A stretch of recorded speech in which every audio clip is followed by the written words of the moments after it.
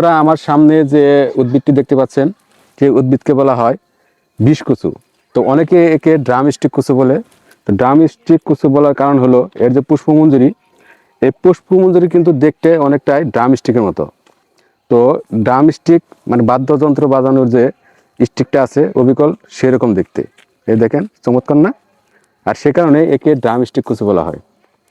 তো drum stick কুচু সাধারণত ছায়াযুক্ত স্থানে জন্মে এবং এর যে পাতার লেদারি টেক্সচার সেটা কিন্তু সবাইকে আকৃষ্ট করে। এবং দেখবেন যে এই অনেকেই এই উদ্ভিদটি বাড়ির আশেপাশে লাগিয়ে বাড়ির সৌন্দর্য বর্ধনের কাজটি করে থাকে। তো চাইলে আপনারাও করতে পারেন এবং এটা দেখতে অনেকটাই চমৎকার। আর এর বিশেষ বৈশিষ্ট্য হলো এর যে পুষ্পমঞ্জরি আছে, পুষ্পমঞ্জরির আবরণটি ধীরে ধীরে বিদীর্ণ হয়ে বের হয়ে আসে। তারপর তাকে চমসা মঞ্জরি বলা হয়। পরবর্তীতে কিছু ব্যাঙ অথবা গেসু শামুক সেই চমসা মঞ্জরির পরাগায়ন ঘটায় থাকে। ব্যাপারটা কিন্তু খুবই চমৎকার। এবং এই যে দেখতেছেন ড্রাম স্টিক, এটাকে বলা হয় অ্যালোকেশিয়া।